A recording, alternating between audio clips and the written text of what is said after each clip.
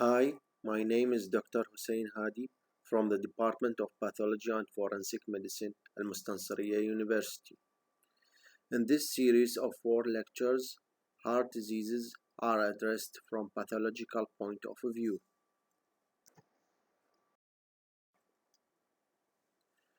Previous series presentations outlined heart failure, congenital heart disease, and ischemic heart disease topics in details. The valvular heart disease was also addressed thoroughly in the last lecture, including degenerative valve disease, taking calcific aortic stenosis and myxomatous mitral valve as best examples, along with rheumatic fever. In this presentation, another valvular heart disease will try to be discussed, namely infective endocarditis, covering its etiology, predisposing factors, types, as well as the morphology and clinical presentations. Next, myocarditis and different types of cardiomyopathies will be briefed in regard of their causes and the morphological consequences. Pericardial disease and finally the most common tumors of the heart will also be addressed herein. Infective endocarditis is a microbial infection of the heart valves or the mural endocardium that leads to the formation of vegetations composed of thrombotic debris and organisms, often associated with destruction of the underlying cardiac tissues. Majority of cases is caused by bacteria, although fungi, rickettsia, and chlamydia can cause endocarditis.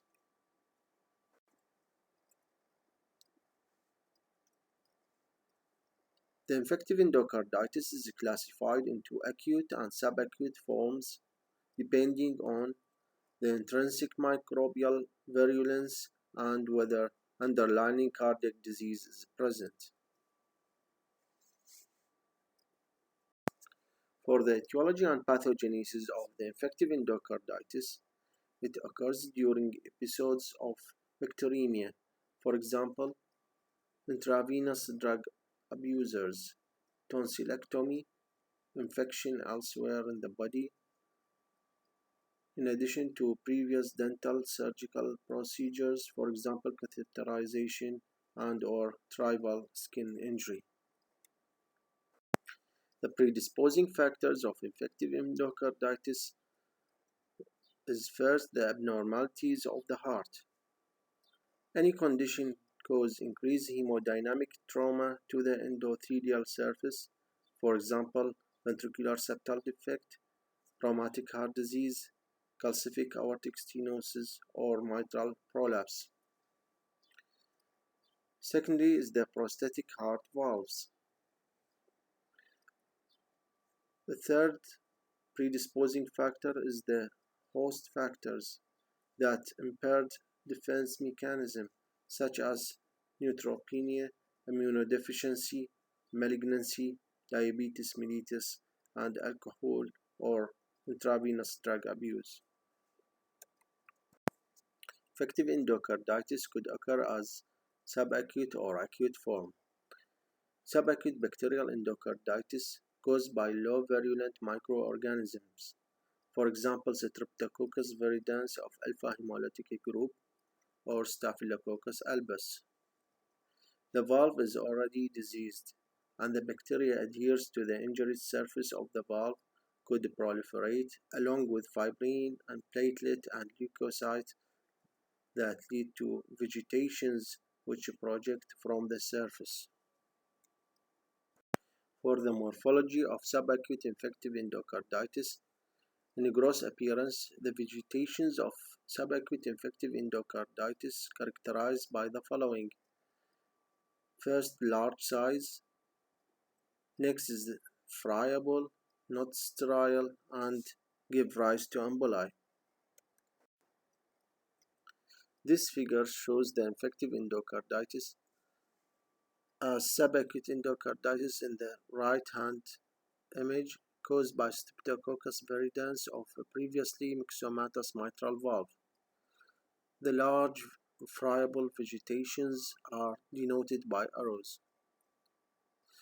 In the right-hand image, you can see the acute endocarditis caused by Staphylococcus aureus on the congenital bicuspid aortic valve, with extensive cuspal destruction and ring abscess, as denoted by black arrow. Microscopically, it consists of platelets, fibrin, and few leukocytes along with bacterial colonies.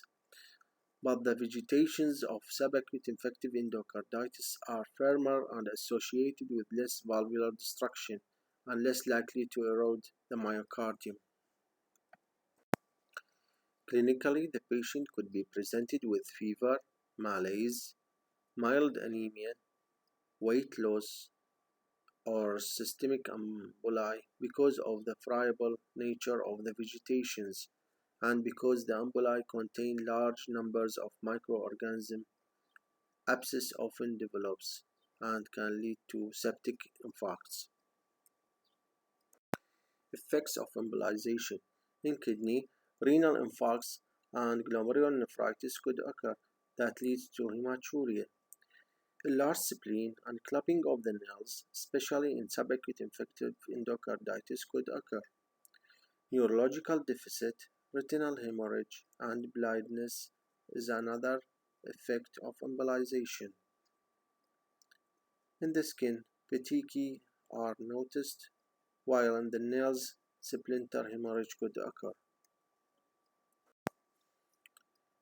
The causes of death are attributed to heart failure due to myocardial infarction or cusps rupture or to renal failure. Without treatment, it is fatal, but with early treatment, the mortality decreased to 15%. Now we'll talk about the acute form of infective endocarditis. Acute infective endocarditis is regarded as more severe infection than subacute infective endocarditis. It is caused by highly virulent microorganisms, for example, Staphylococcus aureus, Streptococcus pyogenes, and Enterococci. It is fatal without treatment, and it could occur on previously normal valves. For the morphology of acute infective endocarditis, in gross appearance, vegetations of acute infective endocarditis are larger than the subacute infective endocarditis and is bulky, friable that obstruct valve orifice. It can cause the rupture of the leaflets, papillary muscles, or chordae. The infection may extend into adjacent myocardium, causing perivalvular abscess formation, and this is called the ring abscess. Microscopically, in comparison with the subacute infective endocarditis, it consists of larger numbers of microorganisms and fibrin as well as blood cells. More severe damage could be noticed to the valve due to rapid destruction, necrosis, suppuration, which extend from cusps, chordae, myocardium, and aorta, causing mycotic aneurysm. The aortic and mitral valves are commonly affected.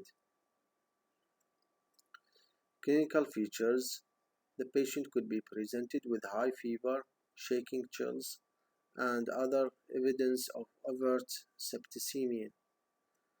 The blood culture is more positive than in subacute infective endocarditis.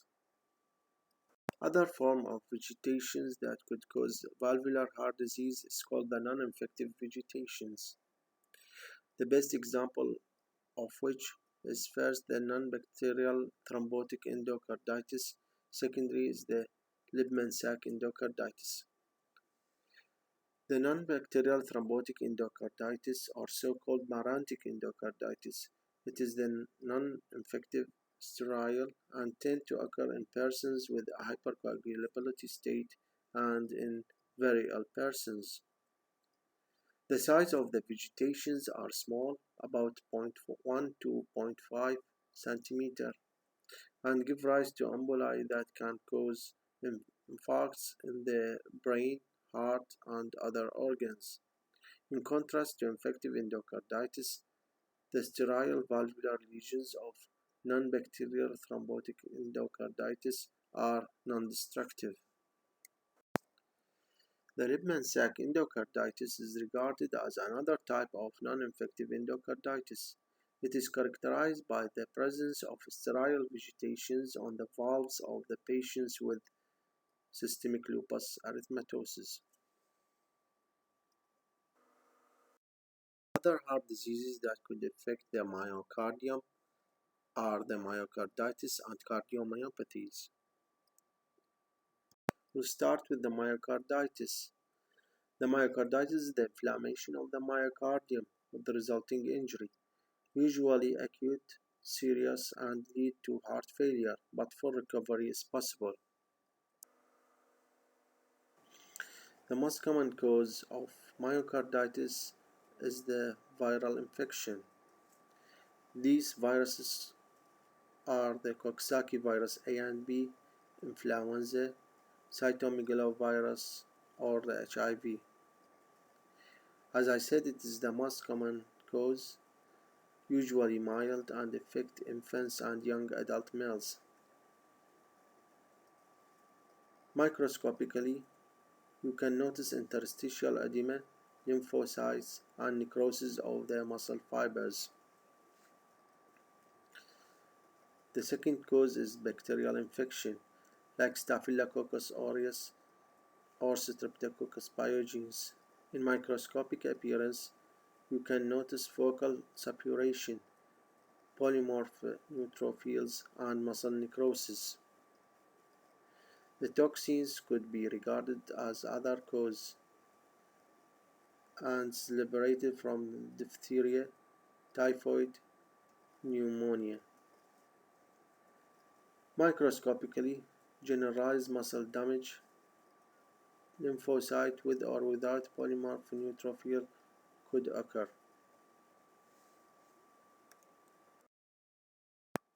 Other causes are immunological hypersensitivity reaction, for example, rheumatic fever.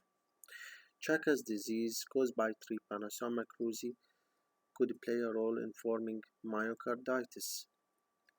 Other parasitic infection, namely Trichinella spiralis, could also cause myocarditis.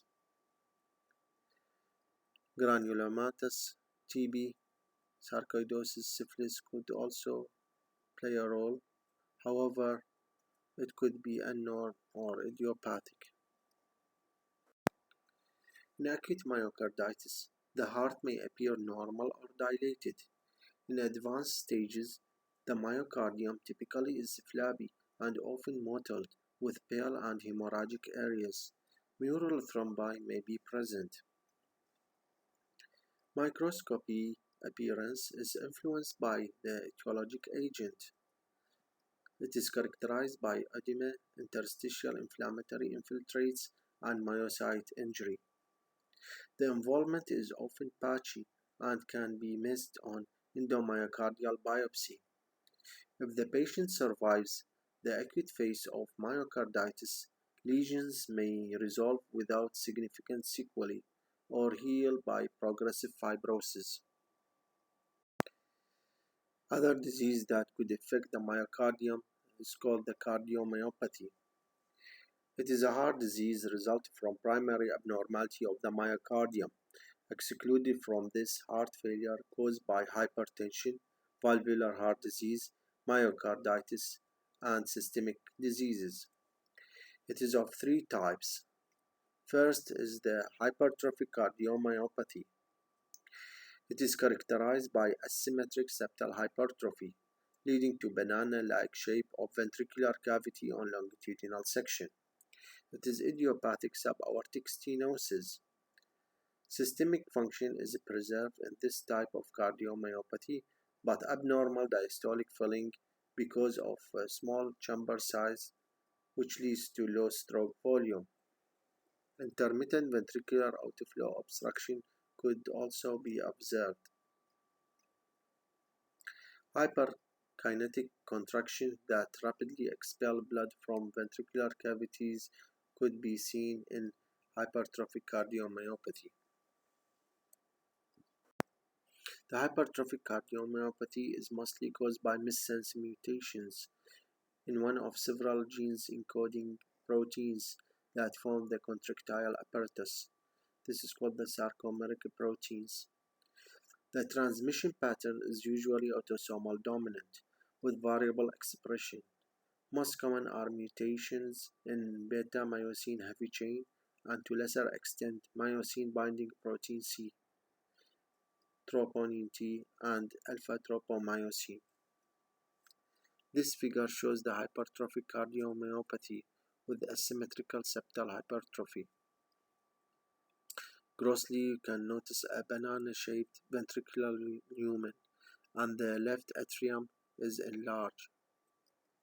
The anterior mitral leaflet has been moved away from the septum to reveal a fibrous endocardial plug as seen in the black arrow. Histological appearance demonstrating disarray, extreme hypertrophy, and characteristic branches of myocytes, as well as interstitial fibrosis. The second type of cardiomyopathy is called dilated or congestive cardiomyopathy. It is the most common form, account for 90% of cases, and is characterized by progressive cardiac dilatation and contractile systolic dysfunction, usually with concurrent hypertrophy, and is caused by either Coxsackie B virus, alcoholic abuse, peripartum cardiomyopathy, but mostly is idiopathic. This figure shows the causes and consequences of dilated and hypertrophic cardiomyopathy. For hypertrophic cardiomyopathy, genetic mutation in sarcomeric proteins play the major role in its causes. This leads to defect in energy transfer from mitochondria to sarcomere and or direct sarcomeric dysfunction.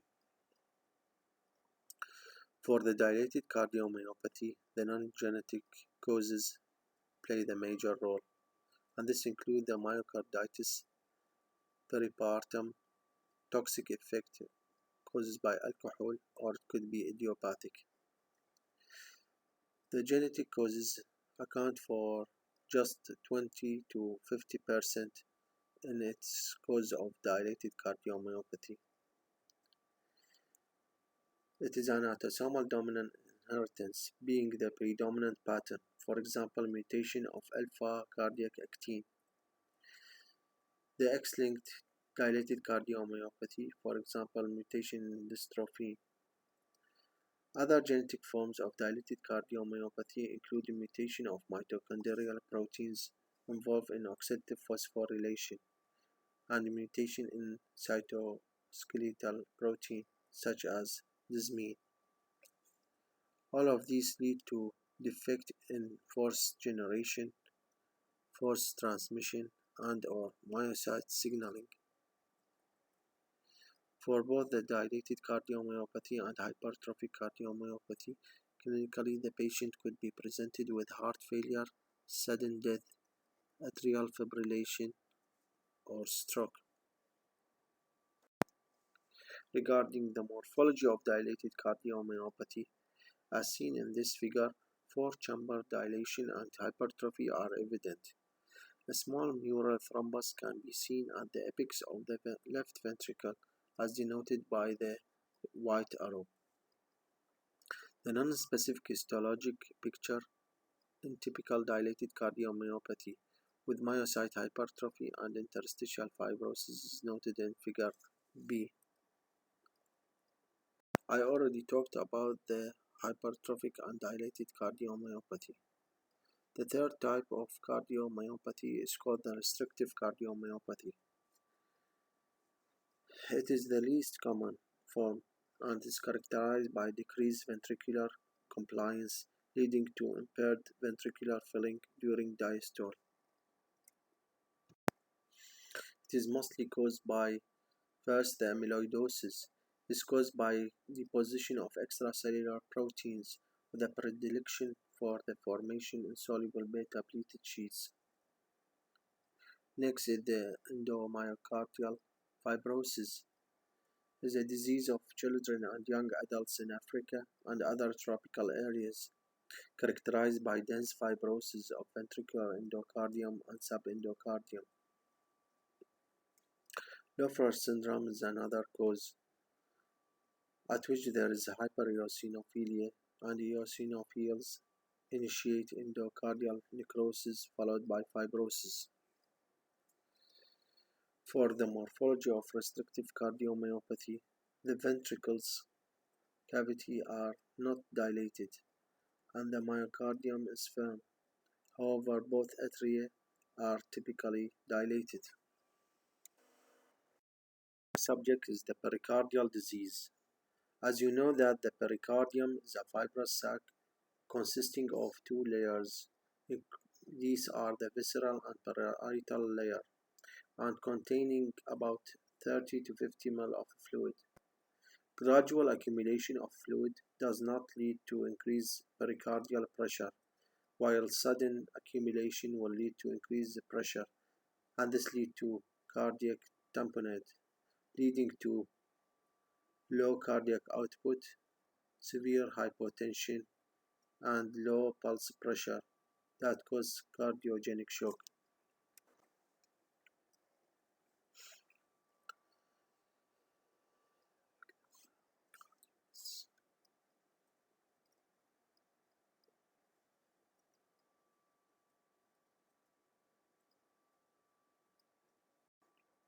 This accumulation is caused mainly by first the blood, and this is called hemopericardium, which can be due to first the myocardial infarction, secondary trauma, and finally ruptured aneurysm.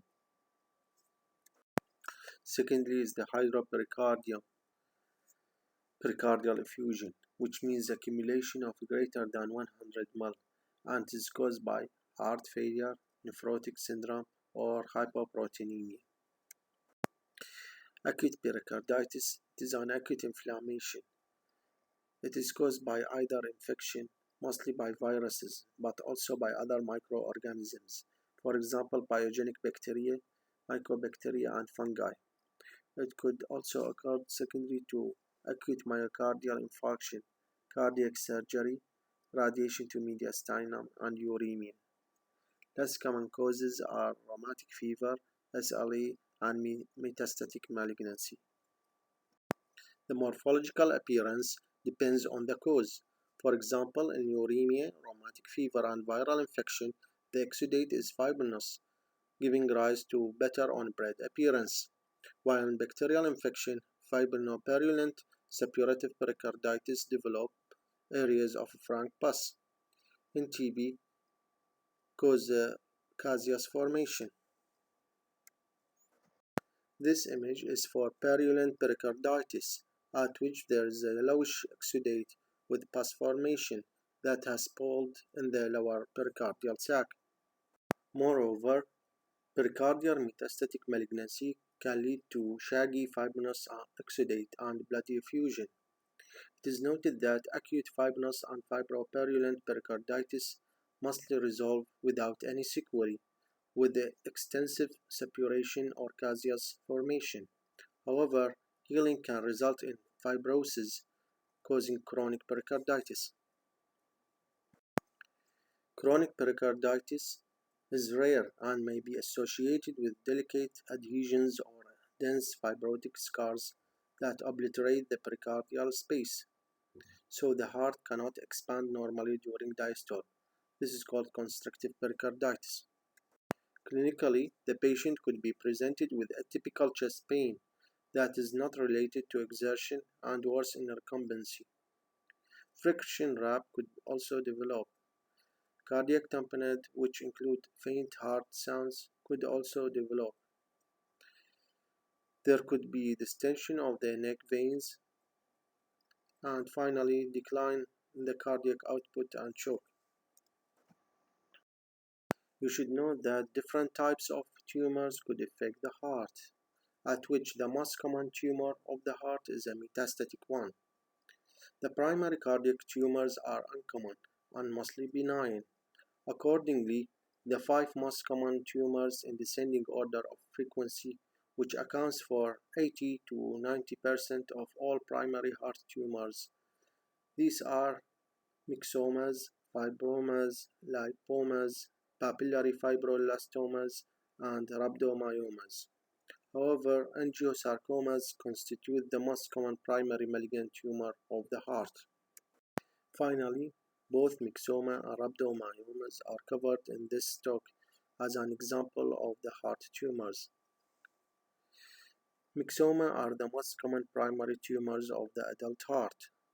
Roughly 90% are atrial, with the left atrium accounts for 80% of cases, as a sessile or pedunculated lesion covered by intact endothelium. Clinically, it causes significant problem either because of the tendency of embolization or may cause ball valve obstruction to AV valve, leading to episodes of syncopal attack or even sudden death. Constitutional signs and symptoms include fever and malaise may occur, resulted from elaboration of the cytokine interleukin-6 by the tumor cells. Grossly, they are almost always single, arising in the region of the fossa ovalis. They can be small, less than 1 cm, or massive, up to 10 cm. They are sessile or pedunculated masses, most often manifesting as soft, translucent with a gelatinous appearance. This figure is for atrial myxoma. The gross photograph shows large pedunculated lesion arising from the region of the fossa ovalis and extending into the mitral valve orifice. Microscopic appearance with abundant amorphous extracellular matrix in which are scattered collections of multinucleated myxoma cells, as denoted by arrowheads, in various groupings, including abnormal vascular formation, as denoted by the arrow. The pedunculated forms of myxoma are often mobile, causing intermittent obstruction of the mitral valve during systole. Sometimes this is associated with damage to the valve. This is called wrecking ball effect. The other tumor of the heart is rhabdomyoma. It is the most frequent primary tumors of the heart in infants and children. It occurs with high frequency in patients with tuberous sclerosis.